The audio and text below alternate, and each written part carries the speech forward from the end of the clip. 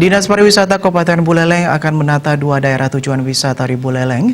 Kedua DTW tersebut adalah kawasan Pantai Penimbangan dan eks Pelabuhan Buleleng. Penataan ini menggunakan bantuan dana Program Pemulihan Ekonomi Nasional untuk melakukan penataan pada kawasan strategis pariwisata nasional KSPN Bali Utara.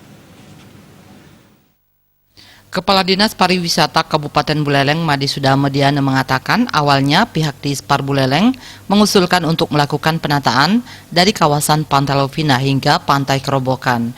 Jalur tersebut juga melintasi Pantai Penimbangan dan eks Pelabuhan Buleleng. Namun dengan adanya penyempurnaan dari Bupati Buleleng, akhirnya diprioritaskan pada dua DTW tersebut. Untuk penataan di kawasan Pantai Penimbangan, terdapat aset lahan kosong seluas 40 are milik Pemka Buleleng yang sudah dimohonkan untuk menjadi aset Dispar Buleleng. Itu akan dimanfaatkan untuk dijadikan tempat wisata seperti panggung terbuka, kios kuliner, dan juga pembangunan tempat suci dilengkapi dengan taman-taman.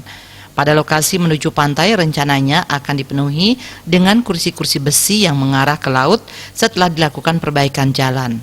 Warung yang menutup pemandangan pantai akan diarahkan ke kios kuliner.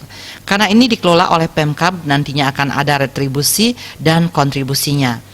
Untuk eks Pelabuhan Buleleng akan ditata secara monumental dengan nilai sejarah yang ada. Semua bantuan dana pemulihan ekonomi nasional ini diharapkan mampu menggerakkan ekonomi masyarakat dan memberi manfaat bagi masyarakat.